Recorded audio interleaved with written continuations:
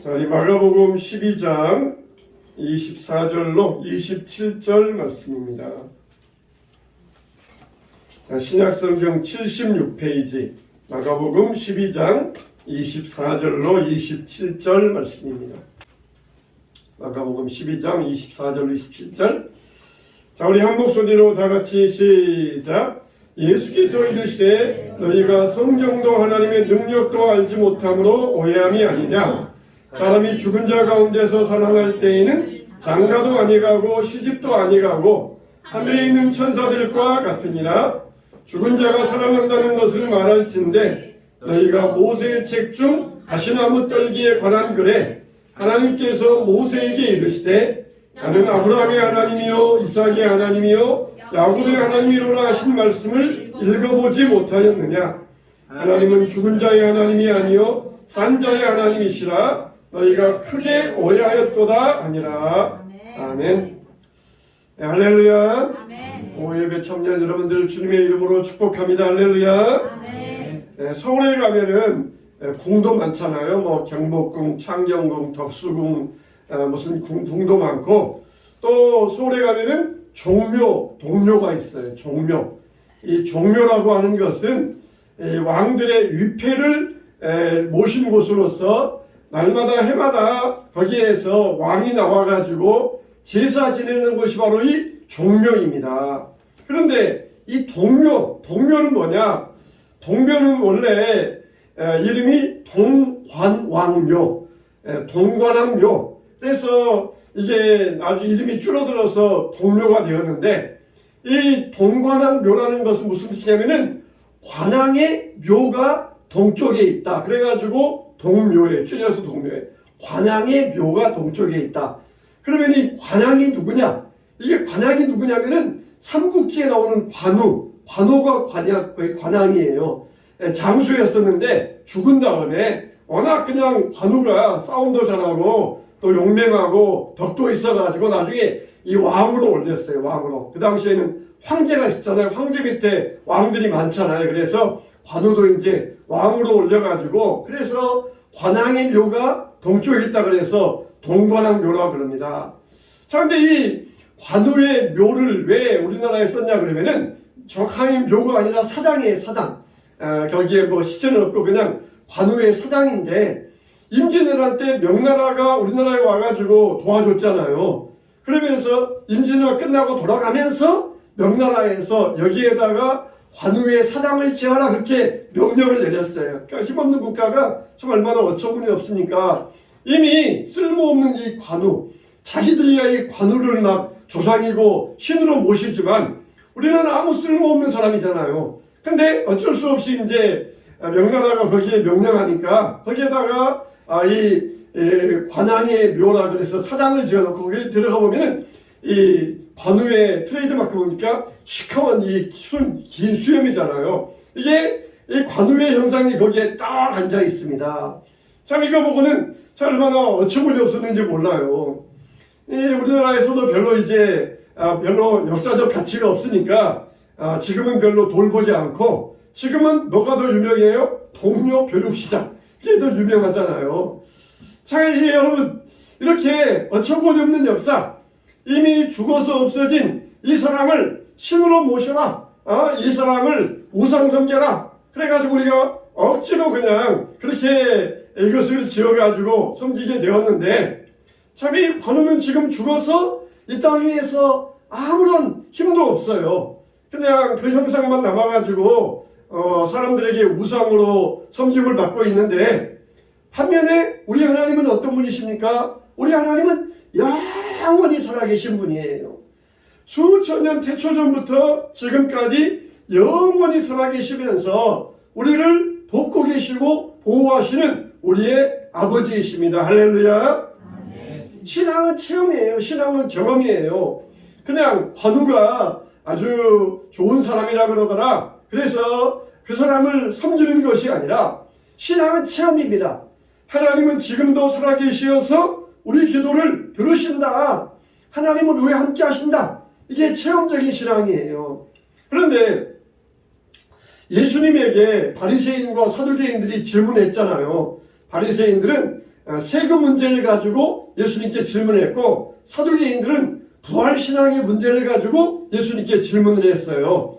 오늘날로 말한다면 바리새인들은 보수주의자들, 사두개인들은 자유주의자들, 이런 사람으로 칠 수가 있어요. 근데 사두개인들은 부활도 없다, 내세도 없다, 천국도 없다, 이런 자들이에요. 자유주의자들이니까, 완전히 신앙이 자유주의자니까 부활도 없다, 기적도 없다, 내세도 없다. 그럼 뭐냐? 그냥 성경을 단순히 교훈으로 삼습니다. 교훈으로 삼아가지고, 그래서 성경에 나오는 교훈만을 따가지고, 그래서 생활에 자기에게 유익이 되는 점들만을 습득하려는 게 이게 사두개주의자들의 이 뜻이에요. 이 모양입니다. 그러니까 그 당시에 현실 생활이 너무 고달프고 너무 힘드니까 그냥 어떤 신의 도움을 받아가지고 이 현실 생활을 좀 편안하게 살아보자. 이게 사두개인들의 목표예요. 내세, 그건 있든지 없든지 상관이 없고, 지금 생활이 너무 힘드니까 어떤 신의 도움을 힘입어서 이 현실 생활을 좀 편하게 살아보자. 이게 사두개인들의 사고방식이었습니다. 참 이 사두개인들이 예수님께 나와가지고 부활의 문제, 이걸 가지고 예수님에게 올가미를 씌우려고 그랬잖아요. 그래가지고 이 신학적인 질문을 가지고 예수님을 아주 곤란하게 만들려고 그랬어요. 바리새인들은 보수주의자들, 사두개인들은 아주 분명한 자유주의자들인데, 오늘날에도 이런 사상이 있어요. 그래서 자유주의, 세속주의, 인본주의, 다원주의, 이런 사상들이 다 이게 진보적인 사상들입니다. 자유주의는 우리가 신앙과 이제 반대되는 것이고, 자유주의 반대는 뭐예요? 보수주의잖아요. 보수주의는 오직 성경대로 믿는다. 성경대로 믿는 신앙을 보수주의라 그래요. 근데 자유주의자들은 기적도 없다, 동정녀 탄생도 없다, 천지창조도 없다, 부활도 없다, 내세도 없다. 안 믿어요. 자유주의자들은 안 믿어요. 그러면서 오직 성경에서 좋은 교훈, 산상보훈에 나오는 좋은 교훈, 이런 좋은 교훈만을 따가지고 그렇게 믿는 사람들이 자유주의자들이에요. 오늘날에도 이런 목사들 가운데도 이런 사람들이 있어요. 그래가지고는 성경도 예수님이 기적을 행하셨다, 오병이어를 가지고 5,000명을 먹이셨다. 야, 그게 실상은 그게 아니고, 사람들이 너무 그냥 은혜 받아가지고 기분이 좋다 보니까 그냥 나 안 먹을래, 너 먹어 그렇게 해서 양보해가지고 5,000명이 이렇게 먹었다 그러는 것이지, 딱히 나오고 그런 기적이 아니다. 그런 식으로 성경을 완전히 왜곡시켜버려요. 그래서 기적도 없다. 단지 서로 양보했으니까 우리들도 서로 그렇게 양보하며 평화로운 사회로 만들자. 그런 식으로 성경을 적용하고 거기서 끝나버려요. 그래서 하나님께서 기적 행하신 것 다 그거 뻥이야. 없는 이야기야. 만들어낸 이야기야. 거기서 서로 양보하고 배려하고 그런 게 좋으니까 우리 그렇게 서로 교훈을 삼아가지고 평화로운 사회 만들자. 이게 자유주의자들의 사상이에요. 세속주의의 반대는 뭡니까? 경건주의. 우리는 어떻게든지 절제하려고 그러잖아요. 절제하고. 그래서 어떻게든지 경건하게 살려고 그러는데, 세속주의는 네 맘대로 살아. 네가 하고 싶은 대로 살아. 놀러 가고 싶은 놀러 가고, 하고 싶은 거 하고, 동성애, 여러 가지 쾌락적, 너희들 하고 싶은 대로 살아. 그게 이제 세속주의 사상이에요. 또 인본주의 반대 뭐예요? 신본주의입니다. 우리는 하나님이 주인이시다는데, 인본주의는 네 인생의 주인은 너야. 네가 원하는 것 얼마든지 네 인생의 주인이 너니까 네가 하고 싶은 대로, 네가 원하는 대로 살아가도록 해라. 이게 인본주의 사상이에요. 또 뭡니까? 다원주의는 우리는 이론주의잖아요.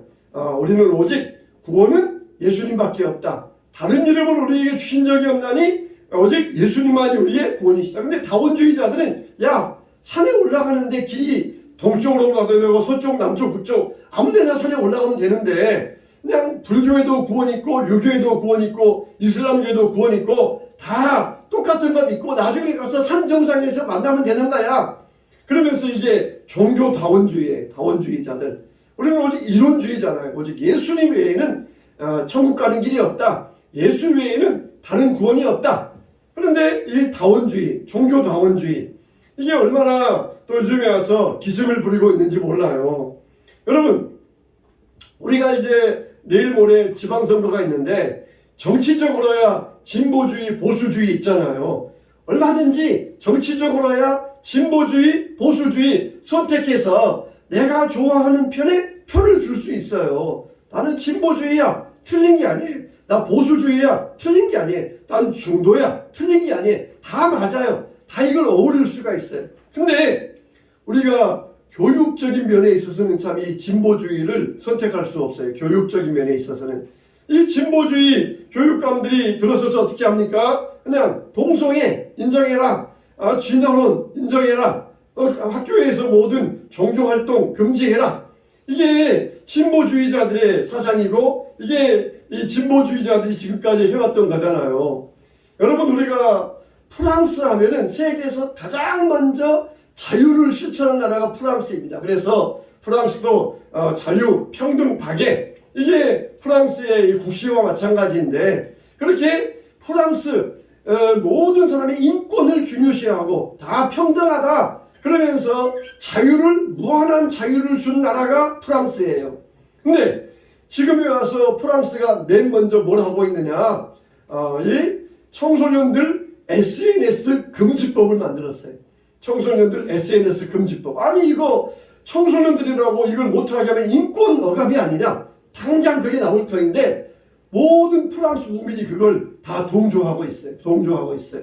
여러분, SNS 사용할 수 있는 거 못하게 하면은 이거는 인권 탄압이라고 할 수 있잖아요. 근데 자유의 나라 프랑스에서 제일 먼저 들고 나와가지고 그 다음에 EU로 이게 퍼져가고 있어요.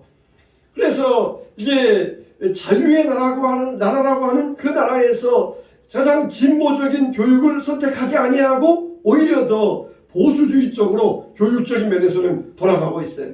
그게 옳으니까, 그게 좋으니까 그냥 다 좋다. 뭐 동성애 해라, 뭐 어떻게 많이 해라, 세속적인 쾌락 취해라. 다 그래야 자유로운 건데 이제는 못하게. 그럼으로써 오히려 자기의 진정한 자유를 지킬 수 있다는 그런 사상인 것이에요. 프랑스의 대통령이 누구예요? 마크롱이잖아요. 마크롱. 이 마크롱은 누구입니까? 자기보다 24살 많은 여자와 결혼한 남자예요. 그러니까 지금도 40대밖에 안 되는 그런 젊은 대통령이 모든 게 다 깨어있고 진보적인 사상가잖아요. 근데 이걸 다 이렇게 청소년들에게 SNS 금지법을 만들면서 이래야 이 보수주의적으로 돌아와야 진정한 자유가 지켜진다. 그러면서 그렇게 행동을 하고 있어요. 참, 이 마크롱도 고등학교 때 자기 부인이 자기 담임 선생님이었어요. 그리고 이미 부인은 결혼한 다른 남자가 있었어요. 근데 고등학생이 유부녀를 뺏어가지고 24살 많은 유부녀를 뺏어가지고 결혼했는데 요새 와서는 이란의 여배우와 어떻게 소문이 나가지고 얼굴을 부인이 하셨다 그래서 또 그게 또 뉴스거리가 되고 있어요. 참 보면은 세상에 영원한 것이 있겠습니까? 24살 많은 여자와 결혼하면서 그냥 끝까지 사랑할 줄 알았는데 그런 사랑도 다 없어져 가고 있어요. 여러분, 이와 같이 진보주의, 자유주의, 세속주의, 다원주의, 인본주의 이건 다 세상의 헛된 사상들이에요. 우리는 정말 성경 그대로 믿는다.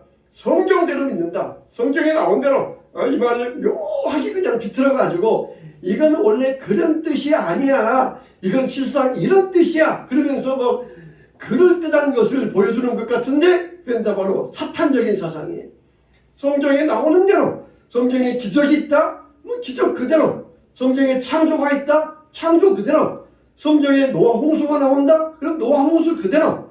우리가 성경 그대로 믿는 게 참된 신앙이고 보수적인 신앙이에요. 오늘날에도 이 사두개인들처럼 자유적인 신앙, 이게 얼마나 많이 퍼져가고 있는지 몰라요. 그래서 우리가 신앙은 절대적으로 성경 그대로 믿는 신앙이 되어야 될 것입니다. 할렐루야. 자, 여러분들은 성경적인 복된 신앙 되시기를 축원합니다. 근데 이 사두개인들이, 자유주의자들이 예수님께 어떤 질문을 했어요? 7 형제가 있는데 큰아들이 한 여자와 결혼을 했어요. 큰아들이 죽었어요. 둘째 아들이 또 그 여자와 결혼합니다. 또 죽었어요. 셋째가 결혼해서 죽고 넷째, 다섯째, 여섯째, 일곱째가 다 그 한 여자와 일곱 형제가 결혼을 해서 다 죽고 여자만 살아남았어요. 그런데 나중에 부활할 때에 그 여자의 남편이 누가 되겠습니까? 일곱 형제가 한 여자와 결혼했는데 나중에 부활해서 살면은 누가 그 여자의 남편이 되겠습니까? 그런 질문인 거예요. 우리 같으면 그냥 잘 모르니까 상식적으로 볼 때 야 그거야 첫 번째 결혼한 사람들끼리 맺어져야 그게 이게 상식이지 않겠느냐? 우리는 모르니까 그렇게 대답했을 것이에요. 참 이건 어려운 질문이었을 거예요. 근데 천국에서 있다 오셨던 예수님에게 있어서는 이건 너무 쉬운 질문이에요. 이미 천국에 계시다가 오셨기 때문에 천국에 대해서 환해요. 예수님은 천국에 대해서 아주 그냥 빠삭합니다. 우리 같으면 그거 어려운데 잘 모르겠는데 상식적으로 그냥 첫 번째와 결혼해서 살지 않을까? 그럴 텐데 예수님은 그냥 빤하니까 예수님께서는 뭐라고 하셨어요? 너희가 성경도 모르고 하나님도 능력도 모르고 너희가 오해하였도다 이렇게 말씀하셔요. 이게 자유주의자들, 세속주의자들, 인본주의자들, 다원주의자들 이런 자들에 대해서 아주 적절한 답변이에요. 적절한 답변. 니들이 기적을 부인해? 하나님의 창조를 부인해? 너희가 성경도 모르고 하나님의 능력도 모르고 오해하였구나. 깨닫지 못하고 있구나. 그렇게 우리가 그들에게 하나님의 말씀을 들려주면 됩니다. 그래서 이 한마디로 예수님께서 말씀하시면서 뭐라고 하십니까? 천국은 다 천사와 같이 된다. 그래서 우리가 다 그때 가서 남자와 여자가 구분되어 가지고 부부생활하는 것이 아니라 다 천사와 같이 되어서 함께 한 공동체로서 살아가는 게 천국의 모습이다. 그렇게 아주 그냥 명확하게 말씀해 주셨어요. 명확하게. 여러분 이렇게 예수님은 하나님의 능력도 모르고 부활도 부인하고 기적도 부인하는 이런 사두개인들에게 하나님의 능력이 얼마나 크고 하나님이 전능하신 분인가를 가르쳐 주셨어요. 하나님은 전지전능하신 분이세요. 하나님은 영원하신 하나님이십니다. 그걸 또 뭐라고 설명하셨습니까? 하나님은 아브라함의 하나님, 이삭의 하나님, 야곱의 하나님이시다. 그렇게 설명해 주셔요. 하나님은 아브라함의 하나님이셨다. 이삭의 하나님이셨다. 야곱의 하나님이셨다. 과거가 아니라 현재예요. 현재. 아브라함의 하나님, 이삭의 하나님, 야곱의 하나님, 그 하나님이 지금도 살아계시면서 우리의 하나님, 나의 하나님이시다. 그렇게 아주 이 하나님을 현재형을 써가지고 보충 설명해 주셨던 것입니다. 그러니까 하나님은 한 1000년쯤 살다가 아버지 하나님이 죽으면 아들 하나님이 또 1000년쯤 통치하고 또 아들 하나님이 1000년 통치하다가 또 죽으면 또 손자 하나님이 또 1000년쯤 통치하고 그런 분이 아니라는 거예요. 하나님은 영원토록 수천 년이 아니라 수만 년, 수억 년 동안을 계속 살아계시면서 우리 가운데 함께 하시고 우리를 돌보시는 하나님이시라는 거예요. 만일 아들 하나님이 하나님이 되었다. 그래서 아버지의 하나님이 있던 자리에서 하나님이 되었다 그랬을 때 사람들이 와서 하나님, 아들 하나님, 아버지 하나님은 이랬는데요? 그러면은 아들 하나님이 그런다는 것이에요. 아버지는 아버지고 나는 나다 그런다는 것이에요. 아버지 사장님이 회사를 경영하다가 아들이 사장이 됐어요. 그러면은 사원들이 와가지고 사장님, 아버지 사장님 때는 이랬는데요. 그러면은 아들 사장이 뭐라 그래요? 그건 아버지 때고 나는 나다. 이렇게 한다. 그렇게 말한다는 것이에요. 그러니까 아브라함 때, 이삭 때, 야곱 때는 이랬는데 지금에 와서는 이런다. 그때는 아버지 하나님 때니까 지금은 아들 하나님 때니까 그런 게 없다는 거예요. 그런 게 없다는 거예요. 삼위일체 하나님은 영원하신 분이에요. 지금까지 한 분이 통치가 끝까지 쭉 내려오시면서 현재와 과거와 미래가 하나님 보실 때는 하나예요. 하나. 우리 볼 때는 1000년 전, 2000년 전 하면 까마득한 옛날인데 하나님께서 영원하신 하나님 볼 때는 과거도 미래도 현재도 다 하나에 불과해요. 하나에. 다 하나에 불과해요. 하나와 같은 것이에요. 이게 어떻게 그럴 수 있느냐? 전능하신 하나니까 그래요. 전능하신 하나님이시니까. 시간과 공간을 초월하셔서 전능하신 하나님이시니까 다 지금 하나님 눈앞에 현재도 과거도 미래도 다 한눈에 다 하나님의 눈앞에 놓여 있는 것이에요. 그래서 하나님께서는 영원하신 하나님이다. 전지전능하신 하나님이다. 하나님은 죽은 자의 하나님이 아니라 산 자의 하나님이시다. 하나님은 이 죽은 자의 운명에 대해서는 관심이 없어요. 죽은 자의 운명에 대해서는. 하나님은 지금 살아있는 자들에 대해서 관심을 가지고 계시고 이런 자들에게 하나님의 능력을 베풀고 계십니다. 근데 사두개인과 바리새인들은 이걸 몰랐어요. 마치 오늘날 사람들이 성경은 성경이고 현실은 현실입니다. 신앙은 신앙이고 생활은 생활입니다. 자꾸 이걸 나누려는 것과 마찬가지예요. 성경이 나와 있지 현실은 안 그렇습니다. 믿음이 그렇지 생활은 다릅니다. 목사님이 일반 직장 생활 안 해보셔서 모르시는 겁니다.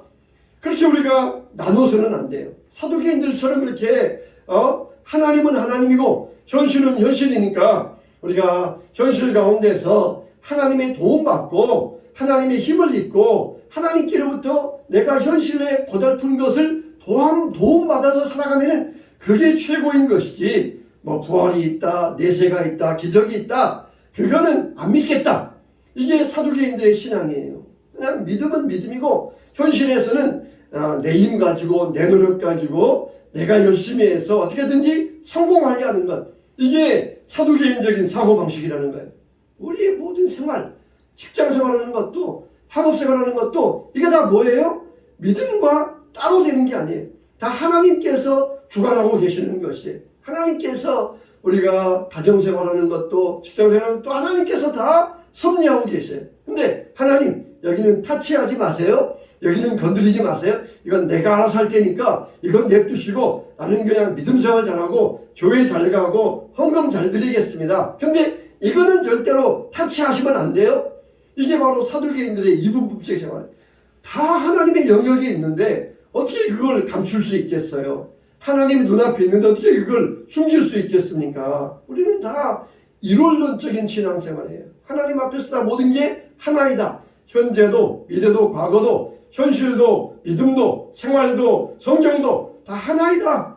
다 주님 앞에서는 하나가 되어 있다. 그걸 믿고 따르는 것이 우리의 참된 생활입니다. 그렇지 않으면 이건 우상 섬기는 게 불과해요.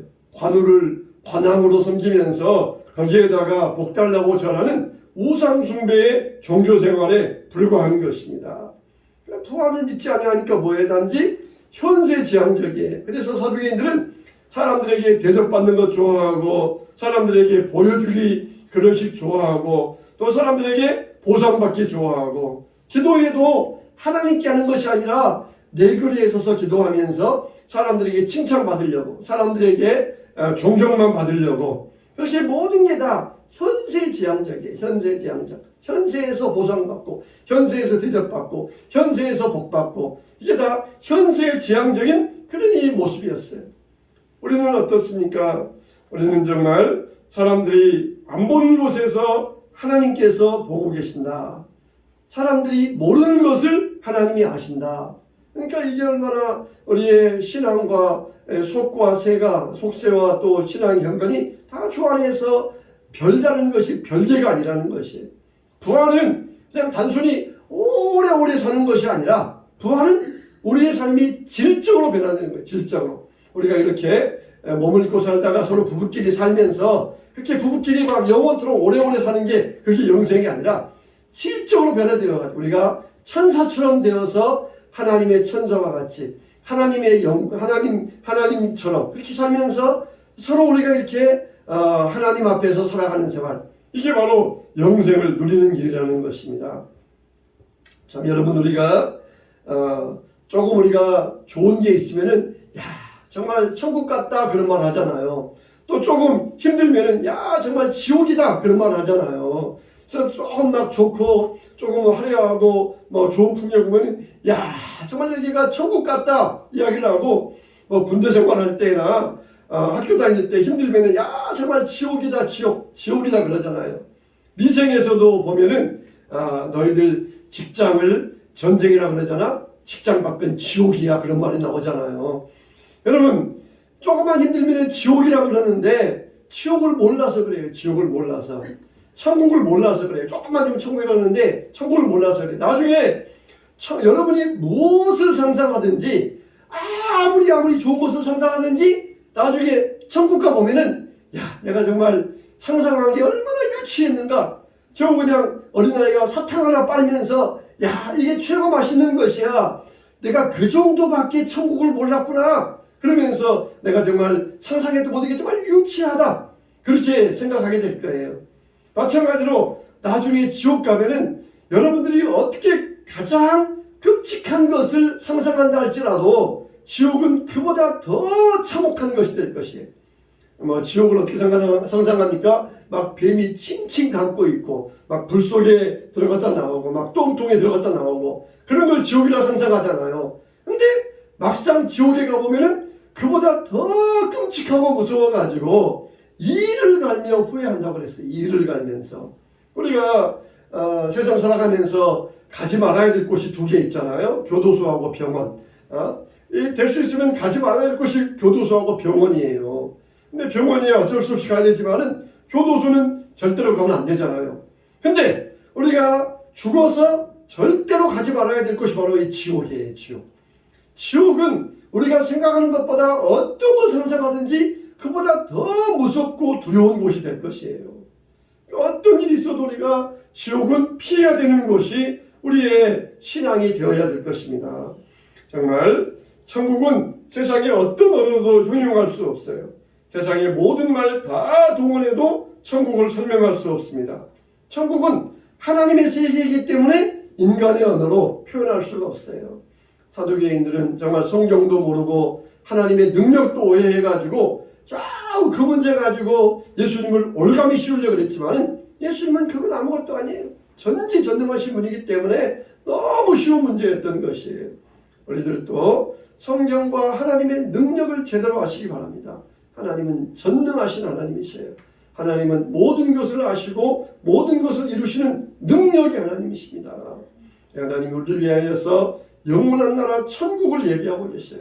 내가 너희를 고아와 같이 버려두지 아니하고 나 있는 곳에 너희를 있게 하리라. 내가 너희를 위하여 처소를 예비하러 간다. 그러시면서 우리를 위하여 영원한 천국을 예비해 주셨습니다. 여러분, 우리가 이 하나님의 능력을 알아갈 때에 자유주의자들, 세속주의자들, 인본주의자들, 다원주의자들 무슨 소리를 떠들어대도 그럴듯한 이론을 가지고 아무리 떠들어대도 내 신앙은 참된 성경에 기초한 보수주의 신앙이다. 나는 성경대로 믿는 보수주의적 신앙이다. 정치적인 면에 있어서야 보수주의 그러면은 사람들이 좀 싫어할지 모르지만 성경만은 우리가 절대적으로 보수주의, 성경 그대로 믿는 보수주의 신앙이 되어야 돼요. 정치야 뭐 진보도 있고 보수도 있고 중도도 있고 다 옳은 거라 그랬잖아요. 다 옳은 거라. 그러나 신앙만은 보수주의, 성경대로 믿는 신앙.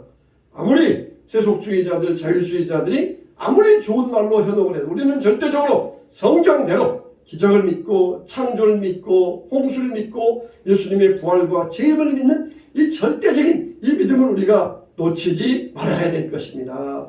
그래서 저와 여러분들이 온전히 이런 믿음의 굳건한 신앙을 가지고 진리 위에서 성경도 깨닫고 하나님의 능력도 체험하게 되시기를 주님의 이름으로 축원합니다.